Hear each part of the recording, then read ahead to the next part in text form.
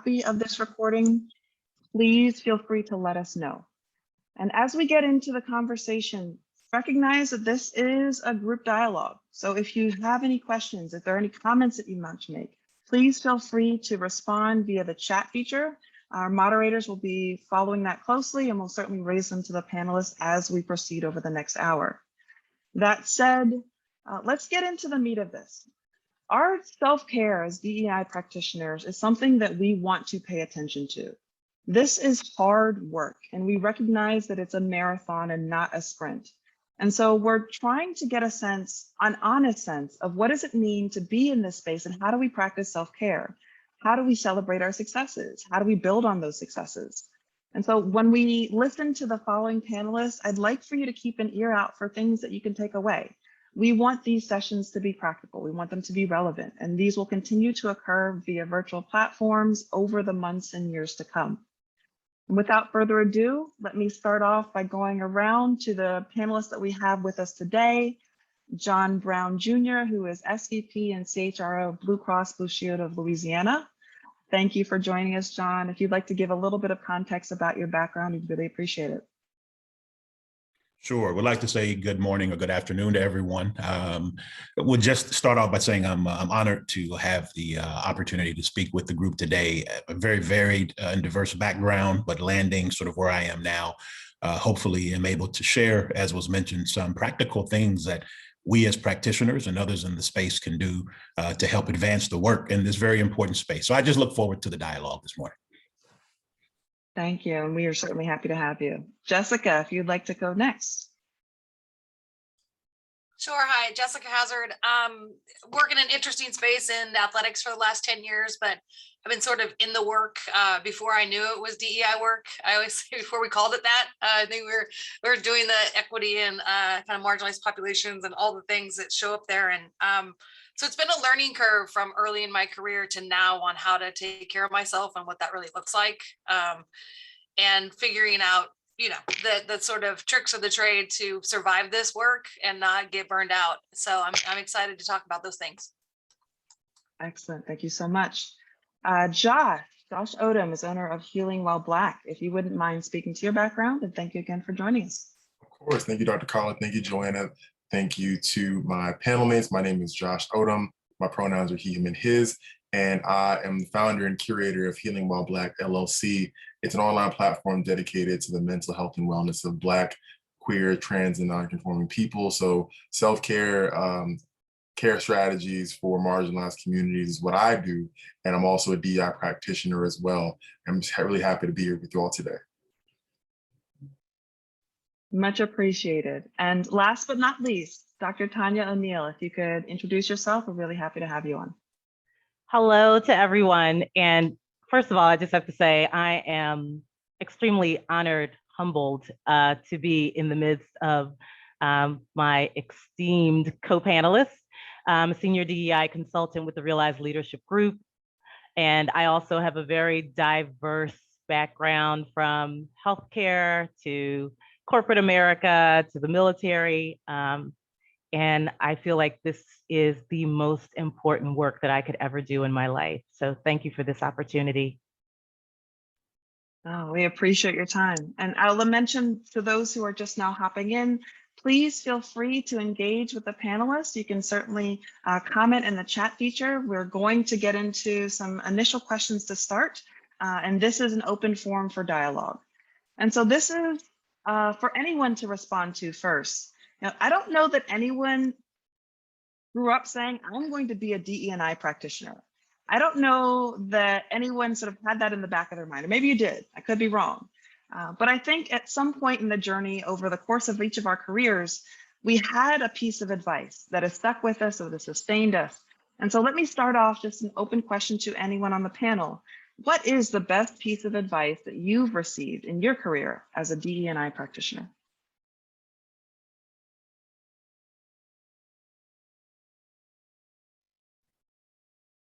Oh, so we're being really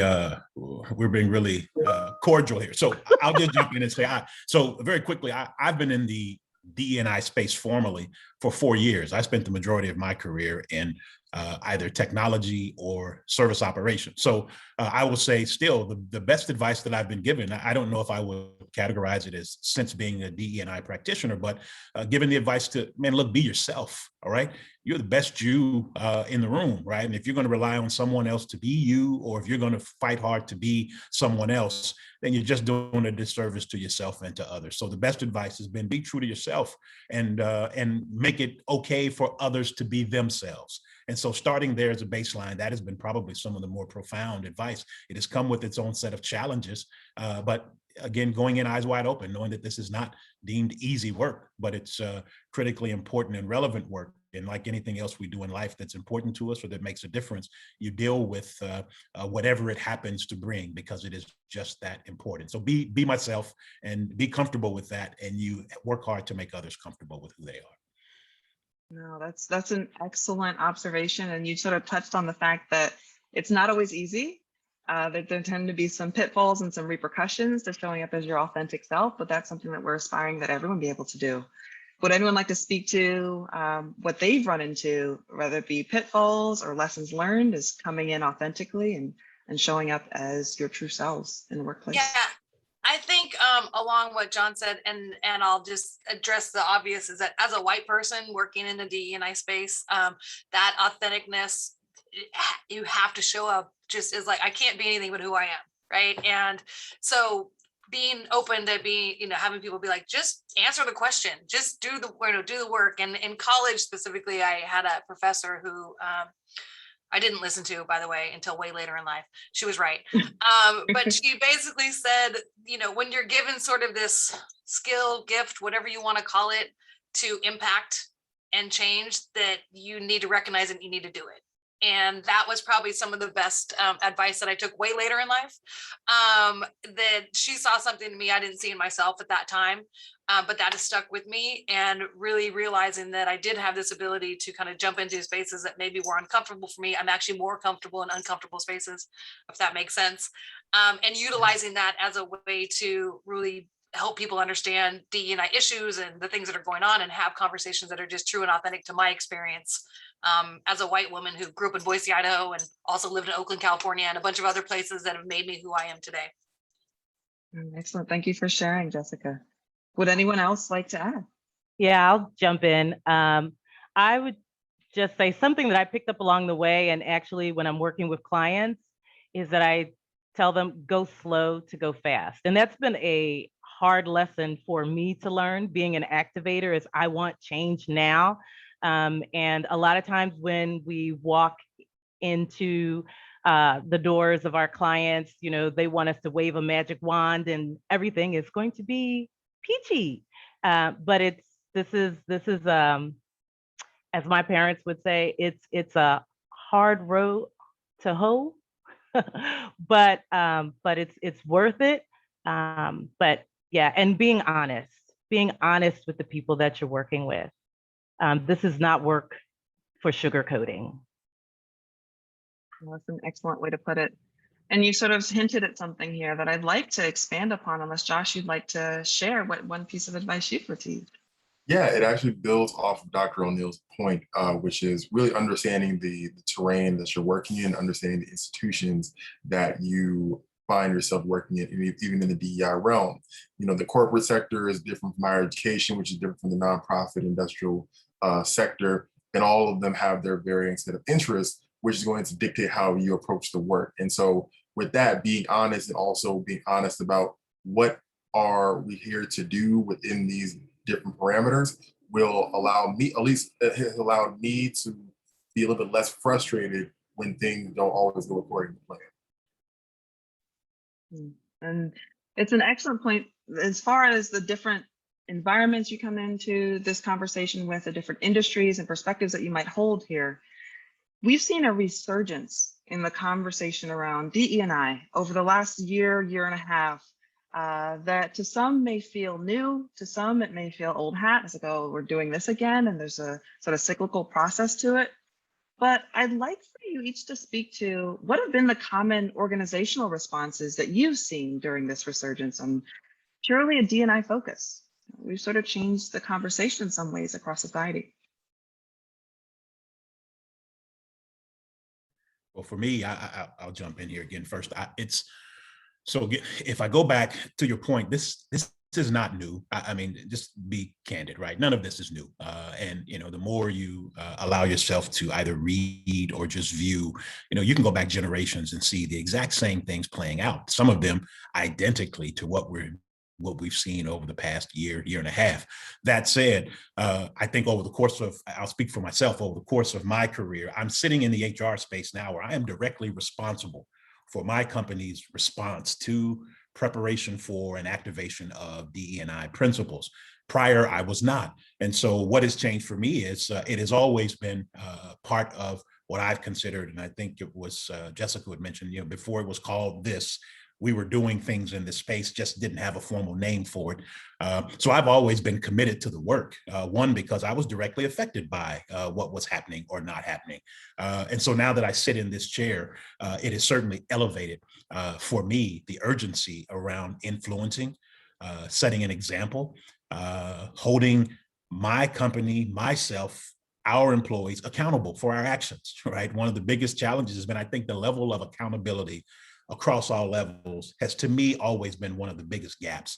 It's always someone else's fault, or it's someone else's job to do it. And I just disagree with that. So the biggest challenge or change for me has been, I'm now sitting in the space where how we move and the direction that we take, I am largely held responsible for it, given that it's in my job description. So while that has changed, the level of urgency and commitment to the effort hasn't necessarily changed, but I'm all in, and my expectation is that all others are all in, because this is not just about, for, or directed towards me or people who look like me. If this is going to get better, we all have to get an oar in the water and row in the same direction. And it's just high time to stop sugarcoating it. I think, as someone said before, let's call it what it is, and let's just get after it. There's not another generation that can, personally, I think, can sustain another generation of this foolishness, right? And I'm just speaking candidly. This is absolute foolishness that we, as civilized, well-educated folk, stay on the same path generation after generation. I can't think of any other thing that we have identified societally as a problem and we haven't locked arms and figured it out, right? We've found cures for diseases. We've put people on the moon. And you mean to tell me we're going to hold others back and mistreat others just because of the color of their skin or their gender or their sex? This is just absolute foolishness. And I have no problem calling it that. And it comes with consequence. So do what you're going to do. I grew up poor. What are you going to do? Take my job from me? Okay, I know how to be poor and I can be really good at it, right? So I'm not threatened or otherwise intimidated by some stuff. And again, I think that's a difference, where it is you come to a conversation just prepared for the fight. When I say fight, I mean it's mental, it is intellectual, it is spiritual, it is physical, it is all of that. And I'm just look, I just had to have breakfast and let's go, right? Because this is not going away. There's too much at stake. And when I rest my head the final time, I want to be able to say, look, I gave it everything I had, whether it changed or not. I gave it everything I had, and I simply ask the same of everyone else. Yeah. And John, you hit on a word that I think that has been, I know I've seen as a challenge, and that's accountability. I think that's the biggest challenge, is holding people accountable, right? So, we've had these starts and stops, oh my gosh, decades, right? And here we are again. And let's be honest, we're here. A big piece of why we are here is because of what the world witnessed in 2020, right? Which those of us who've been doing this work, this has not been anything new or surprising or shocking to us. It's that now the world saw it. And so everybody's scrambling, saying, oh my God, what should we do? What should we do? And it goes back to, okay, it's time to be accountable. It's time to get the work done. We've been talking about the work. So how about let's get it done, and let's hold people accountable. And let's say we are no longer going to pull out these dog and pony shows and say, oh, look, we have, I don't know, show people in promos where you see these multicultural and everybody's smiling and all this good stuff. But to really think about, How can you hold people accountable? What does that look like? What kind of resources, people and money are you willing to put behind the words, right? It's wonderful to have these large corporations talk about we stand behind XYZ, Black Lives Matter, whatever it is. And what I want to know though is, but what are you doing? Are you attaching this to the bonuses that people are walking out the door with in these big corporations? So I'll be quiet. Definitely wanted to build on that. You don't need to be quiet at all, Dr. O'Neill. It was just wanting to build on a point that John made, also the point that you made, talking about being all in and doing the work. One thing that a lot of us have seen in this past year is a lot of organizations, they can't do it because they have not put the resources behind diversity, equity, and inclusion. I was looking on Glassdoor a couple of weeks ago, and I saw that right before the pandemic, well, actually right after the pandemic took hold, about 40% of jobs that had something to do with diversity and equity, those jobs were lost. So just from an organizational standpoint, we're seeing that this is an expendable field. So when times are hard, one of the first things to go are the DE&I program managers, are the DE&I fields. And seeing what that does when crisis comes and things are so reactionary, and now you don't know what to do because you can't do because you haven't put the money forth in that. There's no structural investment, there's no systemic analysis.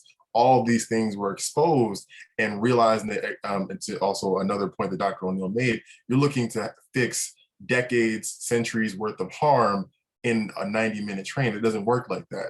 It doesn't work like that at all. Like, you need the consistent investment, the material investment, and a lot of organizations have shown their inability or their lack of want to even do so. Exactly. I'm going to just Excellent points. jump right in here, Josh, just to piggyback off of that. One of the things that I have found myself doing this go around with the work that I'm doing in DEI is asking organizations, groups, leaders, do you want behavior change and results? Or do you just want to check the box and continue the status quo? Because if it is the latter, then perhaps you want to work with someone else. And I think that that's part of me being honest, piggybacking to what we were talking about before. That's part of me being honest with the folks who are saying they want to do this work. And it's part of me being honest and staying true to myself. Yeah, I think, John, you're speaking my language. Like, anyone that knows me knows I'm always like, I don't know, what are they gonna do? Fire me? Like, I don't know. Let's go. Okay, let's go. And it's sort of, I feel like it has to show up that way, and you have to be able to kind of risk it all and put it out there. And I do think one of the things that's been interesting about the last, 13 months post George Floyd, is that now everyone wants to say it, right? Now you got all these companies saying it and doing it. And I'm like, great, performative for sure. But now I get to hold you to that. Now you said it. Now your employees can turn around and say, really, that's interesting. Has been my experience here at this company, or, whatever those things look like. And I think that ability to say, now that you've put it out there, now we're going to talk about it. And hopefully I think that'll make some movements and some changes showing up. And I also think the bottom line is you're going to be broke. Like, companies can't sustain this. I remember, a couple of years ago going through some programming and being like, in 10 years, if you're not, ready to move your company into really real DEI work, like, if you're not woke, you'll be broke. And then George Floyd hits. Now it's like, you got 2, maybe 3 years. These Generation Z workforce will not work for you. Right? They just won't work there. I work with young people that are transitioning to the workforce, and they're asking those questions. What's your company stand for? I don't know. What do they do? What do they mean? How are they impacting the environment? How are they hiring people? Like, who am I going to work with? So these questions that haven't really been asked in the past, where it's more like, you're lucky to come work for me. Now our Gen Zers, who I love, by the way, my favorite people on the planet, are like, I'm sorry, I don't actually want to work for you. Like, I'm interviewing you as much as you're interviewing me. And this is a big organizational shift, and something that this has to transition, or you really won't have a workforce. People won't stay. No one's working for the gold watch anymore, right? No one stays 25 years in a job and working for a gold watch. So you have to stay relevant with what's happening with your workforce. And otherwise your bottom line will not be sustainable, and you'll be broke. And I think that's one of the big organizational shifts I've seen is, even if you've been someone who's been really resistant to DE&I, do you have people you answer to? Do you need to, if you're in corporates, like you've got stockholders, you have to figure out how to continue to do this. And some of that is going to be motivation. We wish everyone had other motivations, but if we can get you in the door that way, let's figure out how to shift the whole corporation to another space so we can do it. Absolutely. And that's a really big, sorry, I just want to step in here because go each ahead. of you are raising some excellent points around sustaining that sense of urgency. We are 13 months removed from George Floyd's passing. What does that mean to continue the conversation? It's no longer, and as we're opening up out of a pandemic, there are other distractions. And so how do you influence internally or externally a sense of urgency around these issues? How do you continue to sustain the conversation? Well, I think Dr. O'Neill mentioned part of it, which is and again, because of where I sit in the organization, it's never easy, but I don't have a choice but to push for these things. For example, I think it was mentioned, or maybe it was in the chat. This goes back several years, right? I think the companies, and this, Jessica said, if you're reacting based on George Floyd's murder a year ago, might I say you're in trouble, right? Not that you can't make it, but you're in trouble. There had to have been, or should have been, foundation being laid well before, because this candidly has been going on for generations. So shame on the entity. And again, no, not intended to be critical, but shame on the entity that had no infrastructure, no foundation built before 2020, right? Because the incline is just going to be incredibly challenging to try to overcome. But I say that to say it is, how do you keep it relevant? Again, you go back a few years where for me personally, it was to our executive bonus. It is, there will be specific things tied to it so that again, we all know, let's just keep it real, right? The thing that you measure gets done, right? If something's tied to someone's income, it gets paid attention to, right? So this was one where it was, look, we're going to make part of the annual incentive for our most senior leaders. There are going to be very specific measures tied to how well are we doing this? And we're not talking about surface measures. We're talking about how much are we spending in communities of color? How are we doing relative to what our employees say, how we are doing from a diversity, equity, and inclusion perspective? We do an annual survey. We have the data. This is not rocket science, and it's not unknown to us. The question is, what are we willing to do about it? So tying very specific measures to, if we don't do better in this regard, and again, making it part of the DNA. Someone mentioned, how do you ensure that this is not just a bolt on, right? Or some adjunct thing you kind of think about only when the heat gets hot, right? Or the pressure's turned up. It is, you have to integrate this work into everything that you do. So whether you're looking at the diversity of hiring slates that says, we are not going to come and hire any role in here where that slate is not diverse. It's just not happening. I don't care if you got to wait 3 years, then you need to, you're going to wait 3 years if it takes that long. If we're going to go through the effort of getting you a slate pulled together for a role, we're going to demand that it is diverse. So everything from our supplier spend to the slates of our candidates that we're looking to hire, to our own internal indexes, right? And indices, things that tells us, here's what our employees feel and think, just like outside in view. I spent the majority of my career in customer service, where you're looking from the outside in. It doesn't matter what you think about your service or your programs. What matters is the people who are paying for it or the people who are experiencing it. So it was tying it to the things that matter most to folks. And again, for most, it is the back pocket or the purse, the wallet, whatever you want to use there. But then it is holding the organization accountable. So no one, and it's tough, but it is, and you can count on it, like death and taxes. It's coming, right? We're going to talk about it. We're going to deal with it. And if you don't want to deal with it, it is okay. I'm not going to say it makes you a bad person, but I'm saying you're not a fit for this organization, because we're going to talk about it and we're going to deal with it. And so if you don't want to be here, I will help you be somewhere else, right? Because it's that important, and because we've got somewhere to be. And again, I'm not personally willing to wait another generation for change. And does that mean something's going to change in my generation? I can't guarantee that. All I can guarantee is I'm showing up, right? Hard hat, lunch pail every day on this topic, right? And so if someone's not ready, get ready, right? Because it's coming, right? And so to me, I think it's just a general mentality, and it's not a bravado. It's not, it is, I have a family. I have immediate family, broad family, and extended family, right? Those who are on the panel, those of you who are on this call, we're all connected in some way. It is my responsibility to do absolutely everything I can to make sure that this gets better. And I'm sharing with everyone, again, personally and publicly, I'm all in. And if you're not all in, get on another bus, all right? Because this work is absolutely too important to have folks who are halfway, half in, half fill in the blank, dealing with this, right? We don't have time for that anymore. People are dying literally. And if that's not enough to get you going, I don't know what else. So either lead, follow, or get out of the way. All right. And that's an attitude that I think we just have to incorporate, and we have to hold others to the exact same standard. I don't care whether you're in the C-suite or whether you're on entry level hourly, doesn't matter. I need all oars in the water rowing that away, because anything short of that is just flat out unacceptable. And that's, again, that's what it is. And if folks don't like it, again, I'll apply wherever, right? I'll do whatever. If it's not working here and you don't like my message, let me go, right? And let me move on and let me do something else, because there's someone somewhere who will appreciate the effort that's being put into this work. Yeah, I think I get asked a lot, like, how do you deal with people, hard, people that aren't really ready for the work? And of course, there's some answers, but I think the big thing is the reality, to your point, John, is some people just need to go.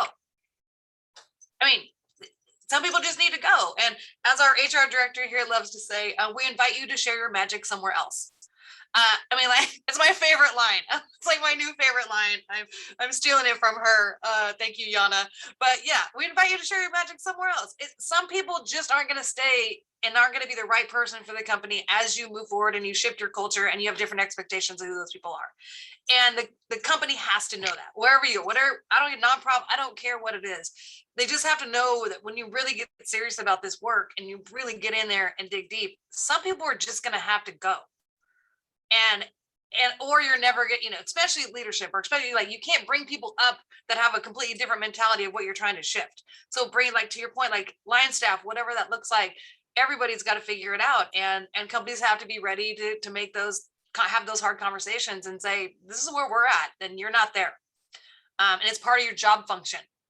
Like, this is part of your job function. This isn't like you do these 5 things and then, also we have this DEI thing over here. It's like embedded in the job description, embedded in your roles, to your merit raises, to your promotions, all that. This is part of your job. And if you can't do that, then you can't do your job.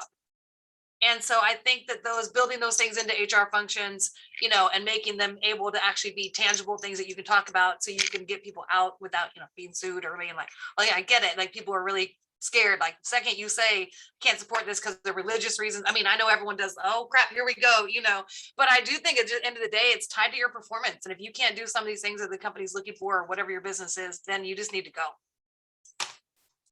Absolutely agree. And I think one thing I'm also raised in this conversation, and also in conversations that I have with other folks, is we were all focused on George Floyd's murder, as we should have been, right? Anyone who has some semblance of conscience should have been outraged and disgusted by that.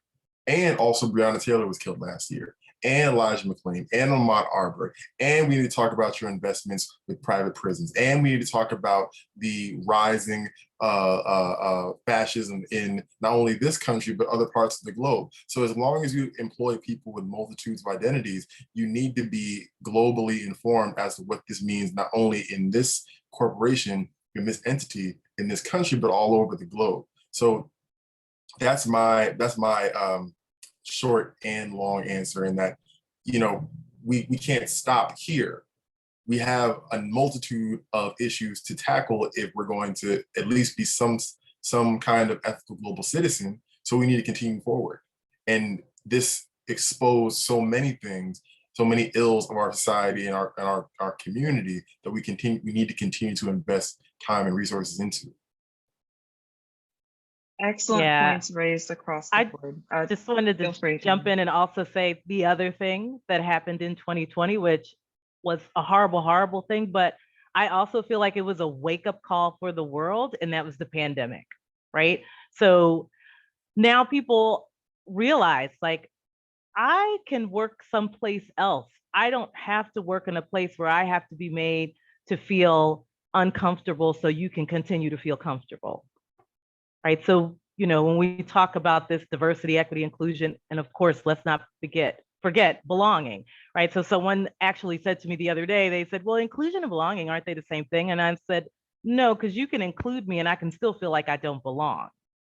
And so I feel like that is also a part of the conversation that we need to be talking more about. And again, going back to that word accountable and holding people accountable to that, right? So okay, great. You've checked the box on you have this and you have that as part of your organization or your group or whatever it is. But what are you doing to make sure that they feel like they belong here? Excellent points. And if I'm being frank, I do want to take this down a little bit deeper. But before I do, please feel free to continue to respond. We're getting some interesting chats in the message feature. Feel free to continue to raise questions to folks in the panel. But as we take this a little bit deeper, each of you has in some way achieved a level of success, seniority, positionality, that you can sit in a forum like this and talk very candidly, very openly about how we need to do X, we need to do Y. This is really vital and it's something we can push forward. But that's not to say that it doesn't also take a toll. For the folks that are on the line who are in the thick of things, who might not necessarily be in that SVP role or might not be brought in as an external consultant, can you speak to what the toll this work has taken on you over the years? And then as a follow-up to that, is it any different now that you're in your positions? Is it more taxing during this season? Is it less so? If you could speak to those questions, that would be fantastic. So I had an interesting sort of shift. I've been here in Texas now for almost 9.5 years, but I moved here from Oakland. And doing the work in Oakland felt very different. Just constantly, everyone I knew was having the conversation, right? Didn't care what your career was. You're like at a barbecue, you're somewhere and someone's like, oh yeah, I do construction, but by the way, I'm really going to this meeting about, making sure Black home ownership still happening in West Oakland, or like everyone's doing something, and everyone I knew was having the conversation, and the laws were, and not that we don't have our issues in Oakland, don't get me wrong, but from a kind of day to day. And then I moved to Texas, and I work at a private Christian university in athletics where everything's about winning. And I really started to struggle with trying to, one, find my people, like find my people that I could have these conversations with. And two, not turn it off. I don't really mean it in that way, but I was able to sort of turn it off in Oakland, meaning that I didn't have to be the only one talking about it all the time. Like I got to feed off of other people. And when I got here, I really struggled. I felt like I was like nonstop having to be the one, like, you can't say that. That's not okay. Like, I just kind of felt like I was in this, I don't know, hamster wheel, I guess, for lack of better terms, for quite a while. That was really tricky for me. And part of that was me checking my own biases around how I expected people to show up. And so that was a big learning curve for me to figure that out and figure out how to manage the work and take care of myself. And I think one of the big things I've learned, and I've worked across like violence prevention and homicide intervention and all kinds of areas of this field that show up in. One of the things is meeting and having people around you that don't work in the field, that maybe are like-minded, but they don't do the work. So they don't really want to talk about it all the time. Like, give yourself a break. Like, you're kind of talking about it, but you're not like having some big work conversation about how you're trying to convince someone, like, I'm not going to, I used to, when I worked in violence prevention and homicide, my friends used to see me and they'd be like, oh yeah, you got 5 minutes to talk about what's going on in your homicide work, because no one wants to talk about homicide for an hour. Just kind of like, okay, 5 minutes, done, and then we're going to move on. But really finding people that could support you in ways that just showed up a little bit different. I'm sure all of you know, you get in a room with all the 6 of us, all we would talk about is like DEI strategies and what we're doing and how we're doing it. And it gets exhausting. I would go thinking I'm taking a break, like, let's go have a glass of wine. And I think I'm taking a break. And then I get home and I'm like, oh my God, now there's more. Like, John brought up this other thing. And now Josh, I'm like, I hadn't even thought about what I'm doing about this. And it just, so I think you got to give yourself a break and figure out what that is. And sometimes that's just finding people that are kind of like-minded in the ideals and things that you feel comfortable, but that you're not always kind of on and the spokesperson. And you just have to figure out how to like decompress. And wine happens to be my thing. Probably not, I know that's not the like most PC like drinking is probably not the best example, but diving into new things and learning about that. And so kind of changing my directory, and I became a level 1 Psalm this year, like online, just to have something else to think about. And then thought about all these ways that DE&I and wine matches. I mean, it's insane. You can never kind of get out of it, but finding those I think are really important. And I would jump in and say and I believe this applies to everyone, which is, I haven't always been a senior vice president, right? And I think this is the thing where it's the struggle hasn't changed, right? I mean, the position I hold is different. I'm reminded that, to him whom much is given, much is required, right? So for me, I believe the expectation, rightfully so, that is expected of me now is different than when I was in a different role where maybe I did not have influence, as much influence, but I do believe that everyone has influence. And I think it really comes down to, I was watching a special over the weekend on Dick Gregory, just a biography of his life. And he said something interesting that I think kind of sums up the attitude that one has to have, regardless of her or his role, regardless of their level or real or perceived amount of influence. He said a turtle. He said his mission, his work was a lot like a turtle, hard on the outside, soft on the inside, willing to stick his neck out. And I was like, dog, man, that explains this work, right? You have to be thick-skinned because you're going to hear and see some things that makes you want to lose it, right? But you can't, right? Because you got work to do. You have a mission to achieve. But I do think that, how do I personally stay committed and without being overwhelmed? It is absolutely overwhelming to be brute.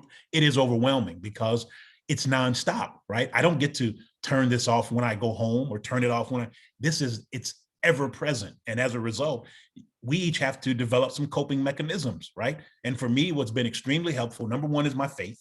Number one. Number two has been my family. There are people that I can decompress with they know that it is all right. Just like I have to be there for you in times of crisis or stress. I count on some folks to be there for me, not fix anything, just listen. And sometimes just point me out to the backyard where I can just talk to myself, right? Just give me just whatever it is. We need that village. We talk a lot about, it takes a village. Absolutely it does. And it takes a village, not just to raise children or to raise families. It takes a village to keep the villagers sane, right? Because this is incredible work. It is lifelong work. This is not a program that you pick up. It is not a course that you learn and study and somehow get proficient at and get some letters before or after your name.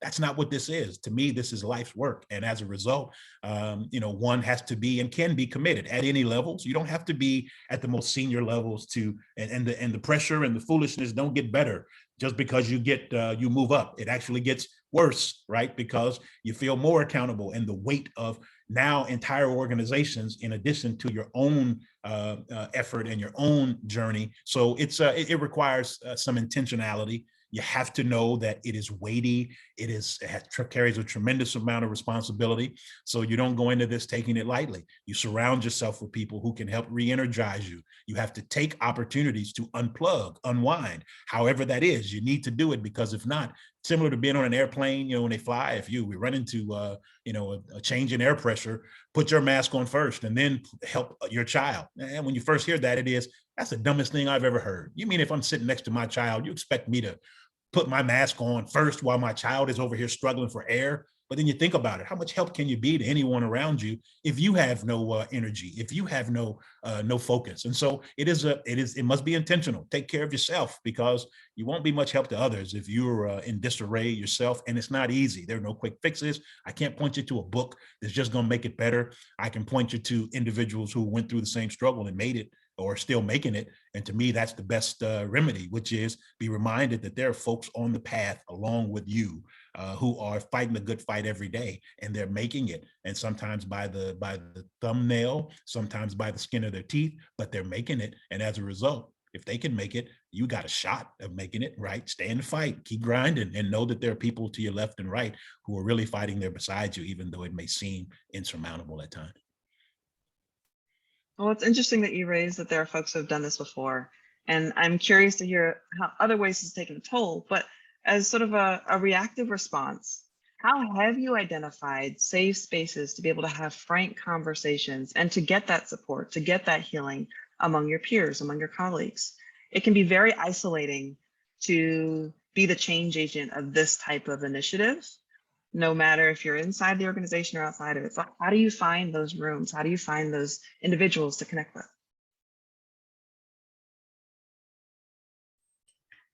So I will just jump in that you're absolutely right, Dr. Carla. It can be wearing and frustrating and challenging. You know, early on, someone said, "So how do you like doing this work?" And I said, "It's exciting and exhilarating and exhausting." It is exhausting. And so it goes back to what both Jessica and John alluded to of having a tribe, right?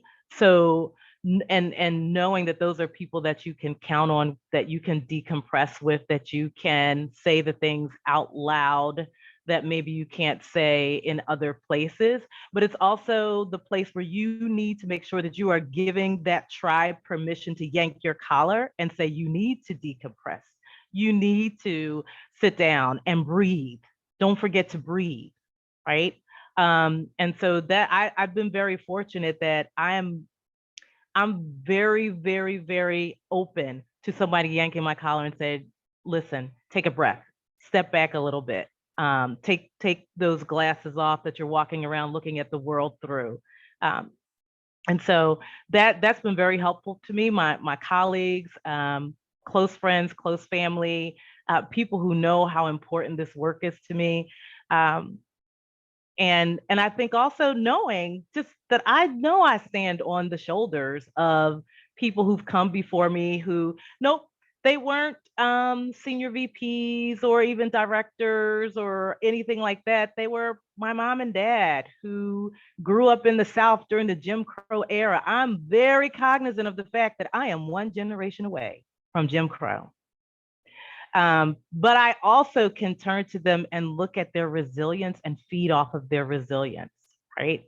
It's so interesting, John, at the very beginning, you talked about be yourself. And that is exactly, no matter where I would go or what I would do, that was exactly what my dad would say. That's the only advice he had for me, be yourself. So, and I think that you have to get real with yourself and know that there are times when you have to walk away and not only you breathe, but let that work breathe a little bit too, and then come back to it.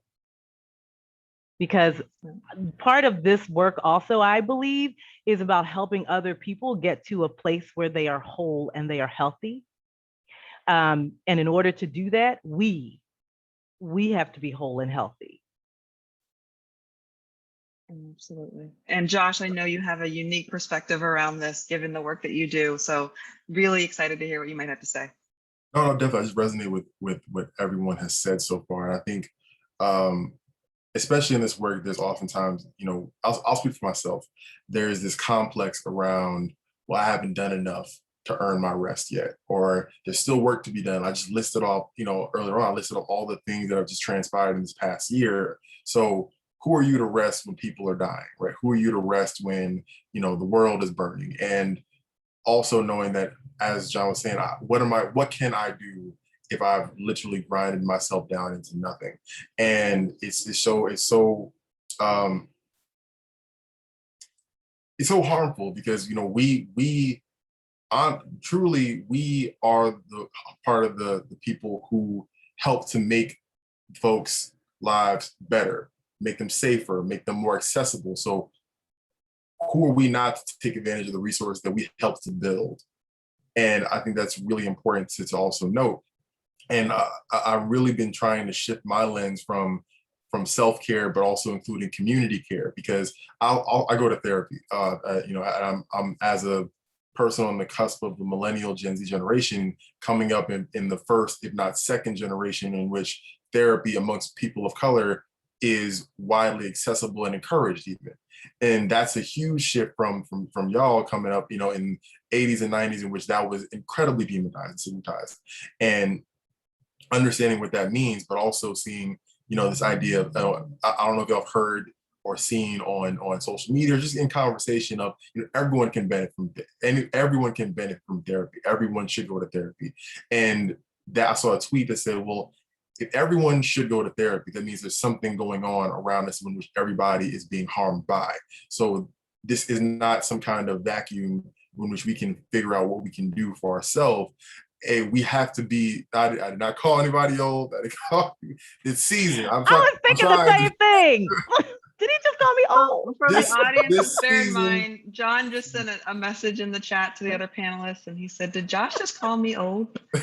I'm not gonna lie, like I wanted to raise my hand and be like, Josh.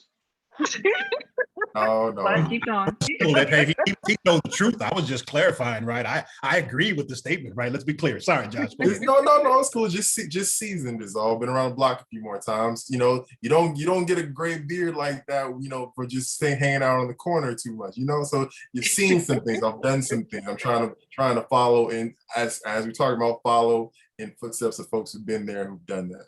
But not call anybody old at all. But you know, just talking about the shift that we're seeing from, you know, self-care, but also including community care, and that we care for each other as the healers, as the professionals. You know, we also have the right to access and be held by the community. We are also part of this community, and we also have a role in holding and caring for each other.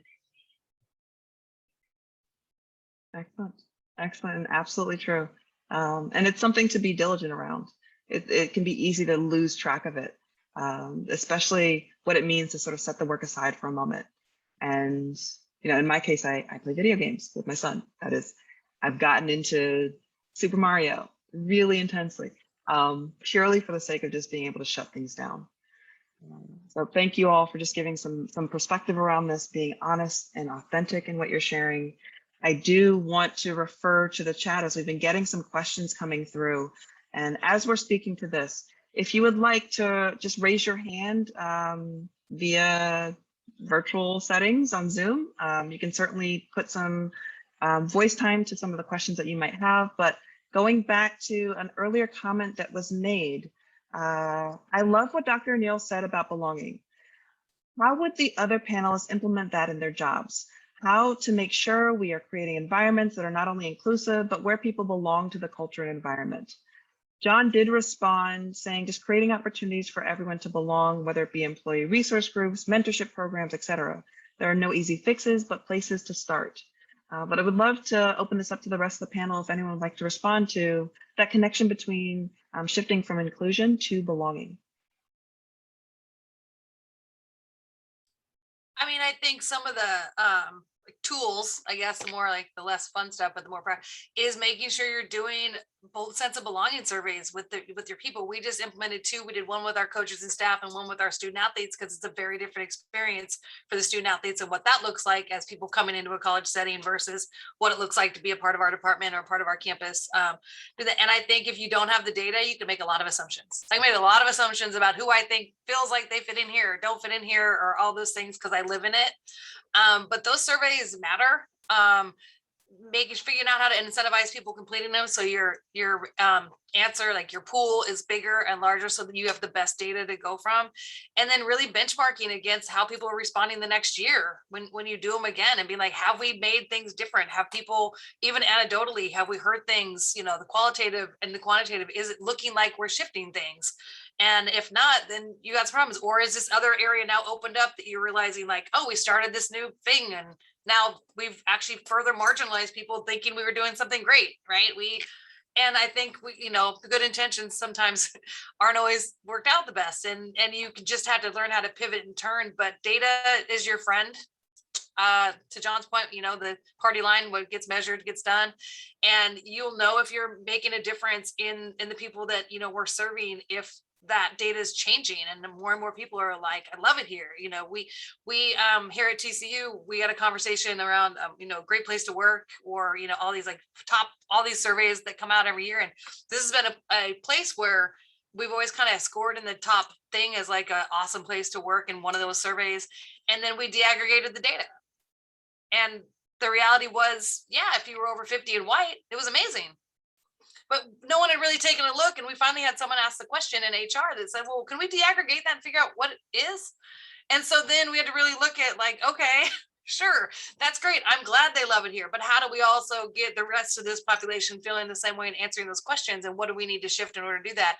And so instead of just sending that survey out, let's send the belonging survey out and figure out what we're missing. And I just think the data is always really important. And it's not the fanciest or the most fun answer, but it's definitely the way to kind of know year by year if you're making any progress, and how many people are staying and how many people are leaving and why.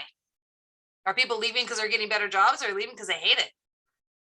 Are they like, I'm going to this company because this is what they're doing and you're not, and leaving to go to competitors? I mean, I think doing exit surveys is really important to know why people are leaving. And I'll just jump in to say, Jessica, you're right. Data, right? And not only collecting the data, but doing something with it, like you said, right? So de-aggregating it, and finding out also stay interviews. So those people who think it's really great to work here, what is it that's great, right? Finding out what is that experience for that person, who's saying, oh, it's super great to be here, right? And then also recognizing that the exit interviews, they're good. I stand by them. I believe in them, but people don't always tell the truth about why they're leaving. Right. So it's just much easier. And especially if it's worn on you that you just felt like you didn't fit, you didn't belong, or whatever that was, or you've been suffering microaggressions for the last 5 years, whatever that is, people aren't going to say that. What they're going to say is, well, I'm going to go over here because they're offering me 15 cents more an hour or something. And so just recognizing that as well, that you can't just blindly go with, oh, people are leaving because they're getting more money. Yeah, I agree. I think the thing that you have to create a culture where people can be honest and a way you do it. Otherwise, it's just on Glassdoor. Right? Yep. Otherwise, you're like, what? Like, what happened? And Right. because you have no clue what's actually happening within your company, and all of a sudden you're looking, and at this day and age, you just can't do it anymore. You can't afford to do it that way anymore, because no one will come work for you. Mm-hmm. There's a very significant uptick in conversation about the war for talent, and the fact that there's a huge swath of the population. You don't have to break it down according to specific demographics, but a huge swath of the employee population who is making a move or is already looking, who are leaving their roles without having another role lined up. And so speak to some of the ways in which organizationally you are seeing leaders respond to that. Are they sort of taking that challenge on? Are they dismissive of it? What do you see occurring across the board? Yeah, so I'll jump in here quickly. A couple of things that we're seeing. So there are still some who are, the data's clear, by the way, right? It doesn't take rocket scientists or otherwise to look at the data and see that people are indeed moving more. The pandemic proved to many that roles that were historically treated as you can only find them here or you can only work in this way, totally blown out of the water. All right. So, but there are still, unfortunately, some leaders who hold on to an era past, right? That is, so now let's rush right back into brick and mortar because you got to work in your cube with your leader looking over your shoulder. Well, those organizations are going to pay for that. They're going to pay quickly and they're going to pay for sustainably, right? For having that antiquated attitude. But one of the best things that I've seen to sort of help, and it was mentioned earlier, which is one, you start with data. The data is clear, number one. Number two is you have to put things in place that really help reinforce the things that's going to help stem the tide a bit, right? So it's back to the culture of an organization. And again, everyone has an opportunity to influence. You have some decision makers, but it's now that the volume worker is standing up and speaking up saying, this is no longer okay. Well, that's what's getting the decision makers to shift their way of thinking, right? Not all of them are reacting to the data that has been obvious for years. It is when the people stand up, right, in unison and say, enough's enough, or not any longer, or we're just going to take our talents elsewhere. So I think it is a matter of keeping data ever present, but also creating those opportunities internal to the organization where you're supporting and being an example and modeling the behavior and modeling the things that you want to see done. The interesting thing is that people are going to be moving around an awful lot here, saying, I want to go over there, because the grass is greener. A good number of them are going to say, oops, if you don't water your grass over there, it gets brown too, right? And then folks and companies are going to realize that, you know what, you want green grass, so folks aren't going to greener grass. Take care of your own lawn, right? That goes from a company to relationships. I mean, you name it. The grass is only greener over there because they're probably paying more attention to it, right? Every lawn requires some water and some food and some sunshine. If you do the same thing over here, guess what? Your grass can be just as green as theirs. So I think there's going to be a lot of movement driving some instability. But at the end of the day, if folks are jumping to go over there and over there ain't all that good either, then they're going to jump again. They're going to jump again. So I think there's going to be a fair amount of movement. Those companies, those individuals who, again, lean in on, we know what is the right thing to do. How committed will I be to that? I think that's you're going to have those companies and those organizations or even units within a company that are not going to see nearly the turnover as others, and they're going to have an advantage. And so I encourage us all, where we can, whether we are ultimate decision makers or not, work to get that culture where it is about belonging. It's about inclusion, where you're following the data and you're being courageous in your actions, right? We all have consequences, but be courageous in your actions, because those are the companies and the groups and units that are candidly going to have a head start or a jump start over others. Well, where the churn is significant in other areas, there's some areas that are going to bypass a lot of this, not because they're super smart as much as they are more in tune with the real world, right? And not as an ostrich with their head in the sand, but calling things what they are and doing something about it sooner versus later. Excellent. Thank you so much. I am mindful of time. And so this is going to be our last question. And I'm going to hopefully ask everyone to be able to respond to this, everyone on the panel. Now, this is, as I've said before, a marathon. And so I'd like for each of you to share, what is that one item, observation, trend that you are most excited about in the weeks, months, years to come?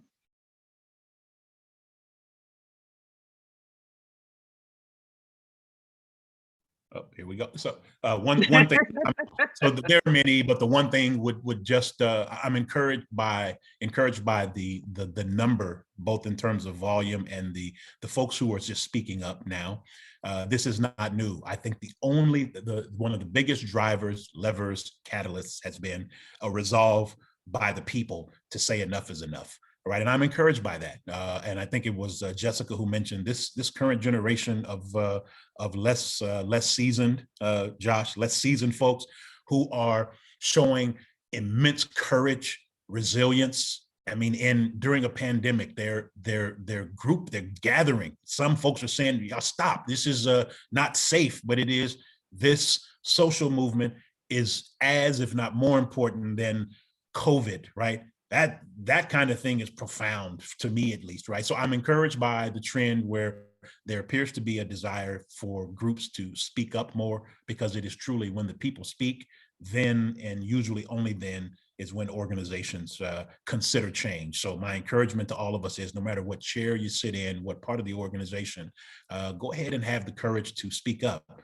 It may have consequence, but even if so, it would not have been in vain. So I'm encouraging you to do what you can from the position that you're in. And I'm just really encouraged by the trend of resilience and speaking up that I'm seeing in general. So I'll jump in, because along with that, what I'm excited about is seeing allies transform into accomplices. And so what I mean by that is that you're not just, seeing people who are saying, hey, yeah, I hear you, I see you, but they're actually willing to use their voice also. And I think that a big win is going to be, and I do believe it with all my heart that this is coming, that a big win is going to be when those accomplices are in the boardroom and they're looking at, let's say they're looking, oh, we got to make some cuts, and that there's going to be someone in there who's going to stand up and say, but this cannot be cut.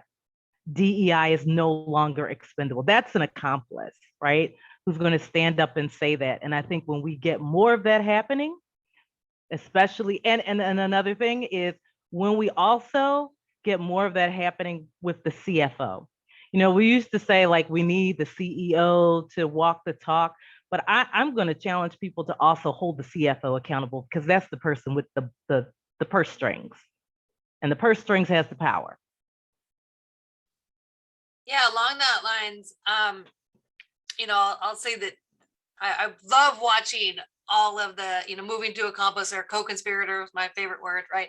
But I think what's been interesting for me is how many white men have been trying to ask me questions around stepping into just allyship. And that's, there's a million exciting things happening, but actually having white men and like student age, but all like college age in my traditional sense of what college age would look like for me here. But also I'm a Gen Xer, like people that I know are who are pulling me aside that are kind of unlikely suspects and being like, hey, they're business owners, they're, CEOs, they're in these boardrooms and they're like, not really quite comfortable having this big conversation, but let's grab a beer and maybe I can slide it in somewhere. And I kind of walk out like, okay, maybe it's little and there, we're way past baby steps at this point, but it has been interesting to watch the questions, that I got during the protests, for example, or, challenging people around the insurrection at the Capitol who voted for Trump or, and like, let's talk about how do you feel? How are you justifying this? Where's your head? And those questions and conversations just have never really happened in the past, right? Like, holding white people accountable for slavery, like, white people should be mad about slavery. So let's talk about that. And how does that look? And how does that shift things? And those conversations are coming in and not in huge settings. We're not in a big training where someone's asking the question, but they are coming in afterwards, or they are, people that are friends of mine who have reached out. And that's been, exciting to see because it matters. That stuff matters. But yeah, I mean, there's a ton of exciting things happening, but that's been sort of a fun one to be like, oh, really? Okay. Yeah, let's have this conversation. CEO of this company down the street that I know has a lot of influence, or CFO or whomever that may be, or, or someone who has a child who they're trying to figure out. This isn't things I had to think about, but now my kid's coming to me with these questions and I don't really know what to do with that. How do I manage these things? So that's been exciting. Jessica, thank you. Josh, now it's your turn. I wouldn't say it's exciting necessarily. It's actually very jarring, but just building off of Jessica's point and also Dr. Tanya's point, the move to ban what people think is critical race theory across at least in Texas and in Florida, just seeing how far some elected officials on the right will go to stop conversations around anti-racism, teaching children, not only just Black children, but white children and other children of color, what this country has done to marginalized communities. And the reason why I responded that way is because it's showing that there is it has been and it continues to be a concerted effort to erase and write out history. And there are a number of people who are pushing back against that and saying, no, this is not something that's going away. And we will learn about it. If it's not going to be in the classroom, it's going to be someplace else, but this is going to be taught and this is going to be learned about. I really am so thankful and honored to have each of you add your voice, your perspectives to this experience. As I've mentioned before, our intention in RLG is to create a space where folks can be candid about these types of encounters, to talk about what does it mean to do this work and do it successfully. It's been our observation that thus far, there really hasn't been a sort of blue standard, here's the best way to approach this work. And so our efforts in conversations just like this and those to come is to create a space for those who are interested in doing this well, to find colleagues, to find peers, to find change agents, and have a dialogue, to share ideas, to share truths about how to do it successfully. And so I want to thank each of you for lending your voice to this process and giving a really insightful discussion around how do you practice self-care? How do you stay diligent around it? How do you stay positive? How do you push back? It's been phenomenal. But without further ado, I recognize that there are some attendees who are looking to add to the conversation. Unfortunately, for the sake of time, we are going to have to close out. But please don't hesitate to join us for subsequent sessions as we will continue this dialogue. Please make sure to follow RLG via realizeleadershipgroup.com. We are on Facebook, Instagram, LinkedIn, Twitter. It is our goal to convene spaces such as this for folks to get better in the space. And so thank you again for your time, for your energy, and we'll be closing out today's conversation. All the best. Have a great afternoon and everyone stay safe.